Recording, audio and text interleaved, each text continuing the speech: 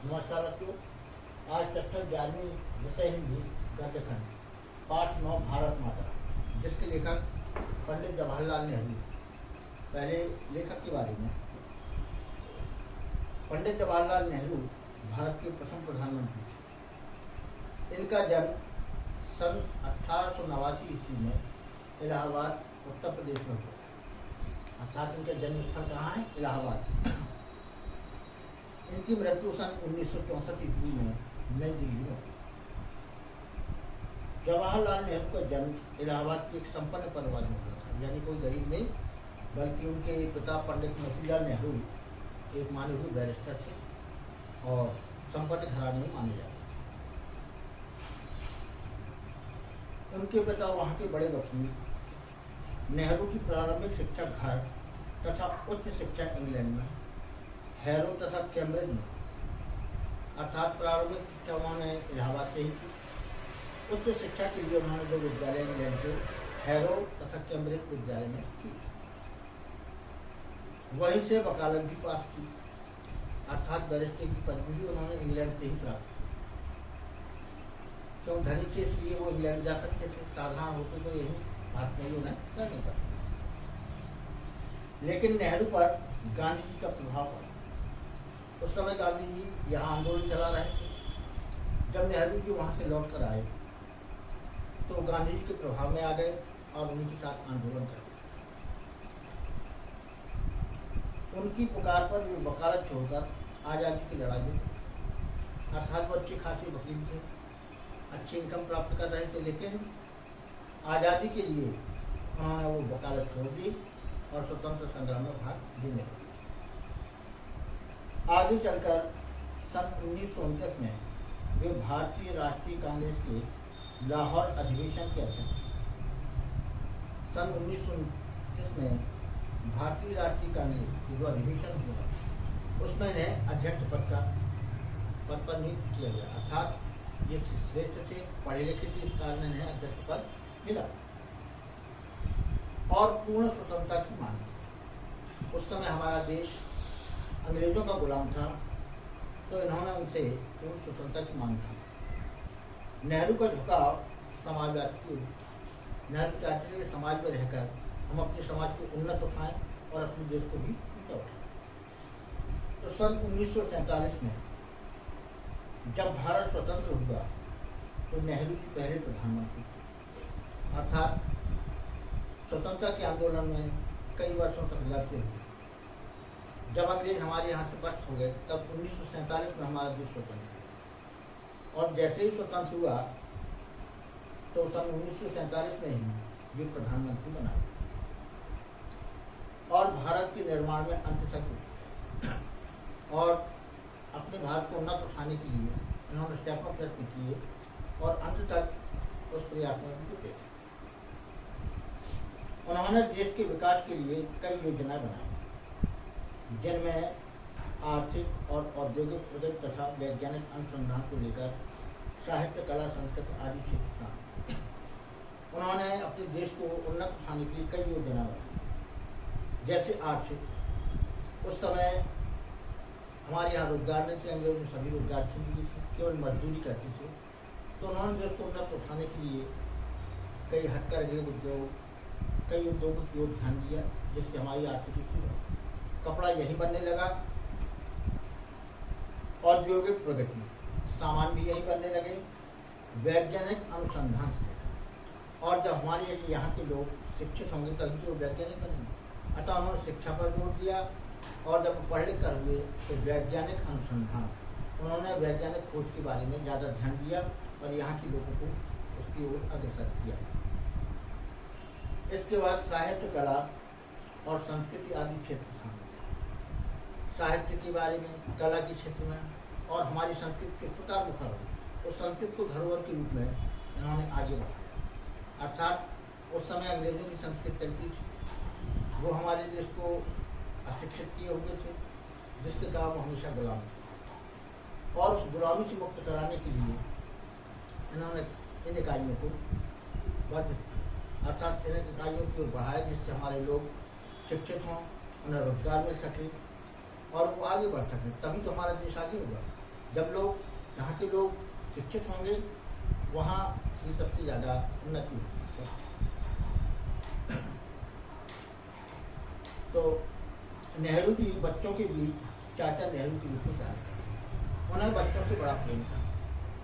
जो खाली समय बचता था वो बच्चों के बीच में बिताते थे, इसलिए बच्चों ने चाचा नेहरू के नाम से पुकारा। और उन्हें गुलाब भी बहुत प्रिय था। अधिकतर वो अपने कोट में गुलाब का फूल लगाते थे। अर्थात उनका उद्देश्य था कि जैसे गुलाब खिले हुए हैं उसी प्रकार ये भारत के नन्हे बच्चे हैं जो आगे चलकर हमारे देश को विकसित करेंगे। शांति, अहिंसा और मानवता की हिमायती नेहरू ने अंतर्राष्ट्रीय स्तर पर विश्व शांति और पंचशील के सिद्धांतों पर उन्होंने अंतर्राष्ट्रीय स्तर देश विदेशों में जाकर विश्व शांति की, सभी संसार के लोग शांतिपूर्ण हैं और पंचशील के सिद्धांतों पर बताया। पंचशील शांति जो 5 उद्देश्य थे उनकी, लेकिन इन उद्देश्यों को चीन ने नहीं माना। उस समय प्रधानमंत्री हमारे नेहरू जी चीन गए थे और चीन को अपना हथियार से समझकर हिंदी चीनी भाई भाई का नारा दिया। लेकिन उसी चीन ने सन 1962 में हमारे देश पर आक्रमण किया। उस समय हमारे सैनिक इसके लिए तैयार नहीं थे। दूसरी बात, युद्ध का उतना सामान उनके पास पूर्ण नहीं था। उस हिमालय क्षेत्र में लड़ने के लिए लोगों की, सैनिकों के पास जूते नहीं थे, न उस प्रकार के हथियार थे, न कि जिससे वो ऊंचाई पर है, न उपकरण। ऐसे समय में 1962 में चीन ने लड़ाई की और हमारे कुछ क्षेत्र हथियार, अर्थात उसने पंचशील के सिद्धांतों का उल्लंघन किया। जो सिद्धांत नेहरू जी ने बनाए थे कि विश्व शांति के लिए और 5 नियमों को मानने के लिए, लेकिन उसने उसे खंडित कर दिया, अर्थात चीन अपने वादे से मुकर गया। अब इन्होंने जो रचना लिखी हैं उसमें प्रमुख रचनाएं हैं मेरी कहानी, विश्व इतिहास की झलक, हिंदुस्तान की कहानी, पिता के पत्र पुत्री के नाम, हिंदुस्तान की समस्याएं, हिंदुस्तान में क्या समस्याएं हैं, उन समस्याओं के बारे में व्याख्या की। यहाँ गरीबी है, बेरोजगारी है, यहाँ के लोग अशिक्षित हैं, अनपढ़ हैं, इन्हें कैसे उठाया जाए, इस प्रकार की अनेक समस्याओं को उन्होंने इस पुस्तक में उद्घाटन किया। स्वाधीनता और उसके बाद राष्ट्रपिता, भारत की बुनियादी एकता, स्वाधीनता और उसके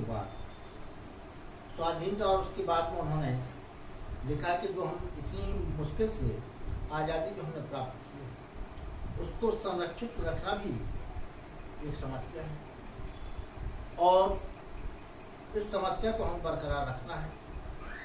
इसके लिए उन्होंने अपने देश के लोगों को शिक्षित किया। शिक्षित से वो अच्छा और बुराई कि हमारे लिए क्या अच्छा है और क्या बुरा है, इसके बारे में अच्छी तरह से जान सकते हैं। इसलिए उन्होंने स्वाधीनता और उसके बाद कि हमारी स्वतंत्रता कैसे स्थिर रहे उसके बारे में बताया। राष्ट्रपिता इसलिए कहा गया गांधी जी को, उन्होंने देश के लिए अपना जीवन न्यौछावर किया, अनेकों आंदोलन चलाए, सत्य अहिंसा का मार्ग अपनाया, कई बार जेलों में गए, अनेकों यातना से, और तब जाकर वो देश को स्वतंत्र कर। इसी कारण उन्हें राष्ट्रपिता की पदवी से सम्मानित किया गया। भारत की बुनियादी एकता, यानी भारत के लोग एक हैं, इसमें हिंदू, मुसलमान, सिख, ईसाई सभी धर्मों को मानने की छूट है। सभी लोग अपने अपने धर्म को अच्छी तरह से मान सकते हैं। हिंदू मंदिरों में जाकर पूजा कर सकता है, मुसलमान मस्जिद में नमाज पढ़ सकते हैं, ईसाई लोग गिरजाघरों में जाकर अपनी पूजा कर सकते हैं और सिख लोग गुरुद्वारा बना सकते हैं। अर्थात हमारे देश की एकता और अखंडता इसीलिए है कि सभी जातियाँ होती हुई भी हम सभी लोग भारतवासी, इसकी उन्होंने शिक्षा दी। लड़खड़ाती दुनिया आदि देखो उन्होंने कि दुनिया कितनी पथभ्रष्ट है, किसी को कमजोर जानकर फौरन आक्रमण कर देना, और दूसरे यानी कमजोर पर अपना अधिकार जमा देना, इस प्रकार दुनिया का वातावरण लड़ रहा है। इसके बारे में उन्होंने अपनी लिखी। लेकिन जो प्रस्तुत पाठ हिंदुस्तान की कहानी का 5वां उन्होंने एक ग्रंथ से लिखा है, जो हिंदुस्तान की कहानी है उसका 5वां अध्याय है। इसका अंग्रेजी से हिंदी अनुवाद हरिभाऊ उपाध्याय ने किया है। इसमें पंडित नेहरू ने बताया कि किस तरह देश के कोने कोने में आयोजित जलसों में जाकर भी आम जनता को बताते थे कि अनेक हिस्सों में बटा होने के बाद भी हिंदुस्तान एक है। इस अपार फैलाव के बीच एकता की क्या राह है और क्यों भारत एक देश है जिसके सभी हिस्सों की नियति एक ही तरीके से बनती बिगड़ती है। यही पूरे पाठ की वजह है। इसी क्रम में पंडित नेहरू ने भारत माता शब्द पर ही विचार किया है और उनका निष्कर्ष है कि भारत माता की जय का मतलब है यहाँ के करोड़ों करोड़ों लोगों की जय कहने की जरूरत नहीं है कि अपने छोटे आकार के बावजूद इस लेख का कथन है अत्यंत विराट और प्रस्तुतिकरण करता है। तो जवाहरलाल नेहरू ने भारत माता नामक पाठ में भारत की धरती, संस्कृति और वहाँ के लोगों को भारत माता की संजय, अर्थात केवल भारत माता की जमीन नहीं बल्कि भारत माता वहाँ के रहने वाले लोगों, वहाँ की वनस्पतियों, वहाँ की पर्वतीय नदियों अर्थात संपूर्ण संस्कृति के बारे में भारत माता कहा, केवल जमीन अकेले को नहीं। तो अक्सर जब मैं कह रहे कि अक्सर मैं जब एक जलसे से दूसरे जलसे में जाता, अर्थात एक समारोह से दूसरे समारोह में जाता होता और इस तरह चक्कर काटता रहता, तो इन जलसों में अपने सुनने वालों से अपने हिंदुस्तान या भारत की चर्चा, वहाँ जाकर मैं अपने भारत की चर्चा करता था। भारत एक संस्कृत शब्द है और जाति की परंपरा के संस्थापक के नाम से निकला हुआ है। मैं शहरों में ऐसा बहुत कम करता क्योंकि वहाँ के सुनने वाले कुछ ज़्यादा सयाने थे और उन्हें दूसरे की किस्म की गिजा की जरूरत थी। लेकिन किसानों ने जिनका नजरिया महत्व था, मैं इस बड़े देश की चर्चा करता जिसकी आज़ादी के लिए हम लोग कोशिश कर रहे थे और बताते कि किस तरह देश का एक हिस्सा दूसरे से जुड़ा होते हुए भी हिंदुस्तान एक था। मैं उन मसलों का जिक्र करता जो उत्तर से लेकर दक्षिण तक और पूरब से लेकर पश्चिम तक किसानों के लिए सहायक थे और स्वराज्य का भी जिक्र करता था जो थोड़े लोगों के लिए नहीं बल्कि सभी के फायदे के लिए हो। मैं उत्तर पश्चिम में खैबर की दर्रे से होकर धुर दक्षिण में कन्याकुमारी तक अपनी यात्रा का हाल बताता और कहता कि सभी जगह किसान मुझसे एक ही सवाल करते हैं क्योंकि उनकी तकलीफें एक सी थी, यानी गरीबों, कर्जदारों, पूंजीपतियों और शिकंजे की जो जमींदार और महाजन ने लगा रखी थी, कड़े लगान और सूद, पुलिस के जुल्म और ये सभी बातें थी। अर्थात इतना जुल्म वहाँ की जनता का होता था। उस ठट्टे के साथ जैसे एक विदेशी सरकार ने यहाँ पर लाद रखा था, ऐसा अंग्रेजों ने ये कर्ज हमारे ऊपर लाद और इनमें छुटकारा भी सभी को हासिल करना था। मैंने इस बात की कोशिश की लोग सारे हिंदुस्तान के बारे में सोचें और कुछ हद तक इस बड़ी दुनिया के बारे में भी जिसकी हम एक साथ दो हिस्से। मैं अपनी बातचीत में चीन, स्पेन, अबीनेशिया, मध्य यूरोप, मिस्र और पश्चिमी एशिया में होने वाले कशमकशों का जिक्र भी लिया था। मैं उन्हें सोवियत यूनियन में होने वाली अचरज भरी तब्दीलियों का हाल भी बताता और कहता कि अमेरिका ने कैसी तरक्की, अर्थात सोवियत रूस ने कैसी तरक्की की, स्वतंत्रता के बाद अमेरिका ने कितनी तरक्की कर ली है, अर्थात ये सभी देश स्वतंत्र होने के बाद उन्होंने अपने अपने देश का विकास किया। तो यह काम आसान न था, लेकिन जैसा मैंने समझ रखा था वैसा मुश्किल भी न था। इसकी वजह यह थी कि हमारे पुराने महाकाव्यों और पुराणों की कथा कहानियों में जिन्हें मैं खूब जानते थे, इस देश की कल्पना करा, अर्थात हमारे पूर्वज कितने महान थे यह हमें पुराणों और ग्रंथों से मालूम हुआ और इन ग्रंथों के बारे में सभी लोग जानते थे। अतः उन्हें इस काम को सीखने में कोई कठिनाई नहीं है। और हमेशा कुछ ऐसे लोग मिल जाते थे जिन्होंने हमारे बड़े बड़े तीर्थों की यात्रा कर रखी, जो हिंदुस्तान के चारों कोनों पर है। या हमें पुराने सिपाही मिल जाते जिन्होंने पिछली जंग में या घावों के सिलसिले में विदेशों में नौकरियाँ की। सन 30 के बाद जो आर्थिक मंदी पैदा हुई थी, उसकी वजह से दूसरे मुल्कों के बारे में मेरे हवाले उनकी समझ में आ गया। अर्थात आर्थिक मंदी के कारण लोग एक देश से दूसरे देश नहीं जा पाते थे। इस कारण उन्हें मैंने फिर बताया। कभी ऐसा भी होता था कि जब मैं किसी जलसे में पहुंचता तो मेरा स्वागत भारत माता की जय इस नारे के साथ किया। अर्थात जब तुम किसी समारोह में पहुंचता था तो भारत माता की जय के साथ मेरा स्वागत किया जाता। मैं लोगों से अचानक पूछ बैठता था किस नारे से उनका क्या मतलब। अर्थात जो आप भारत माता की जय बोलते हो, इस नारे का आप अर्थ जानते हैं? जो नारा आप कह रहे हैं उसके बारे में क्या आपको विस्तृत जानकारी है? यह भारत माता कौन है जिसकी भी जय चाहते हैं? अर्थात भारत माता की आप कहते हैं, भारत माता को पहचानते कि कौन है तो जिसकी आप जय जयकार कर रहे हैं? मेरे सवाल से उन्हें कटुभर पड़ता है। अर्थात जब मैं ऐसा पूछता तो वाक्य से मेरी उद्देश्य नहीं थे। और कुछ जवाब न बन पड़ने पर वे एक दूसरे की तरफ या मेरी तरफ देखते।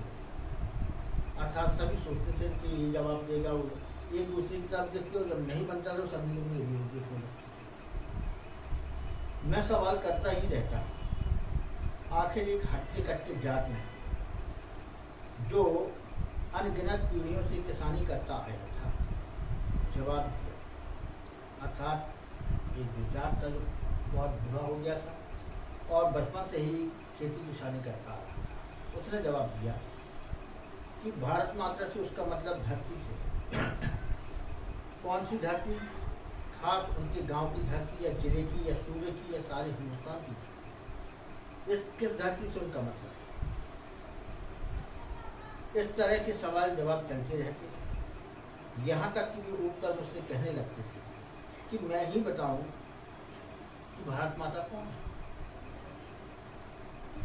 मैं इसकी कोशिश करता और बताता कि हिंदुस्तान वह सब कुछ है जिसे उन्होंने समझ रखा है, लेकिन वह इससे भी बहुत ज़्यादा है। हिंदुस्तान की नदी और पहाड़, जंगल और खेत जो हमें अन्न देते हैं, ये सभी हमें अजीब है। लेकिन आखिरकार जिनकी गिनती है वे हैं हिंदुस्तान के लोग। उनके और मेरे जैसे लोग जो इस सारे देश में फैले हुए हैं। भारत माता दरअसल यही करोड़ों लोग, अर्थात करोड़ों लोग हैं, यही भारत माता हैं। और भारत माता की जय से मतलब वह इन लोगों की जय। मैं उनसे कहना चाहता हूँ कि तुम इस भारत माता के अंश हो। एक तरह से तुम ही भारत माता हो। और जैसे जैसे ये विचार उनके मन में बैठते, उनकी आँख में चमकते, इस तरह मानो उन्होंने कोई बड़ी खोज कर। अर्थात जब मैंने उन्हें भारत माता के विषय में समझाया कि यहाँ की पर्वत, नदियाँ और आप सभी लोग और मैं सभी भारत माँ के अंश हैं, इसलिए यदि भारत माँ की जय होती हो तो आप सभी की जय हो, तब लोगों की आवाज़ सुनकर आश्चर्य हुआ। इस प्रकार ही भारत माता का पाठ यही समाप्त होता है। अब मैं अपनी वाणी को विराम देती हूँ। जय।